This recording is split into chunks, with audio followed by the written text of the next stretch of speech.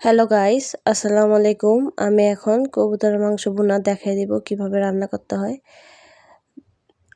শিখে নিন কিভাবে কবুতরের মাংস ভুনা করতে হয়। তার জন্য আমি তেল দিয়ে দিলাম, 1 কাপ পরিমাণে পেঁয়াজ দিয়ে দিলাম, একটা টমেটো কুচি দিয়ে নিয়েছি। এখন এটা সুন্দর মতো নাড়াচাড়া দিয়ে মশলাটা একটু ভেজে নিব পেঁয়াজটা।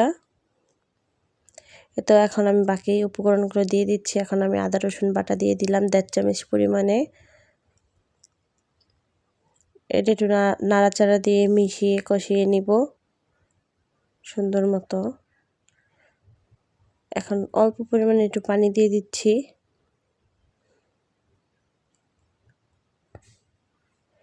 তো খুব সুন্দর মতো কষানো হয়ে যাচ্ছে। এখন আমি হলুদের গুঁড়া দিয়ে দিচ্ছি আধা চামচ পরিমাণে, মরিচের গুঁড়া দিয়ে দিচ্ছি আধা চামচ পরিমাণে, ধনিয়া গুঁড়া দিয়ে দিচ্ছি অল্প পরিমাণে,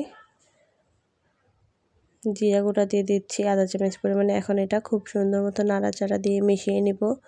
খুব সুন্দর মতো একটা কষিয়ে নিব রান্নাটা সুন্দর করে। এখন আমি কবুতরের মাংসগুলো দিয়ে দিচ্ছি। কবুতরের মাংস হোক আর যে কোনো পাখির মাংস হোক, দেখতে আকারে ছোট মনে হলে কি হয়েছে, এগুলো সিদ্ধ হতে অনেক সময় লাগে। পানিটা একটু বেশি দিতে হয়, খুব সুন্দর মতো কষিয়ে নিতে হয়। তো আমি খুব সুন্দর মতো কষিয়ে নিয়ে এখন আমি পরিমাণ মতো পানি দিয়ে দিচ্ছি। অনেকক্ষণ লাগিয়ে জাল দিয়ে নিতে হয়।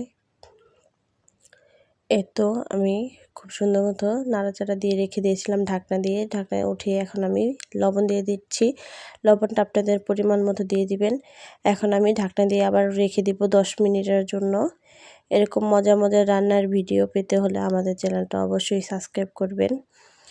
তো আমি আবারও ঢাকনা উঠিয়ে আবার নাড়াচাড়া দিয়ে নিচ্ছি। আমি জালটা খুব কমিয়ে নিচ্ছি।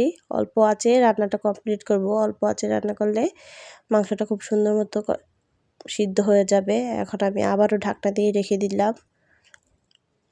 তো আমি ঢাকনাটা উঠে এখন দেখছি খুব সুন্দর মতো রান্নাটা হয়ে যাচ্ছে কমপ্লিট।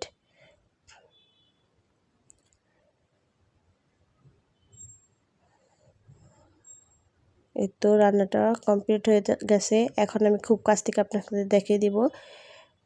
পরিবেশন করে অবশ্যই দেখিয়ে দিচ্ছি। খুব সুন্দর একটা কালার আসছে আর খেতে খুব মজা লাগছে। আজকের মতো এখানেই বিদায় নিচ্ছি। আল্লাহ হাফেজ। ভালো থাকবেন, সুস্থ থাকবেন।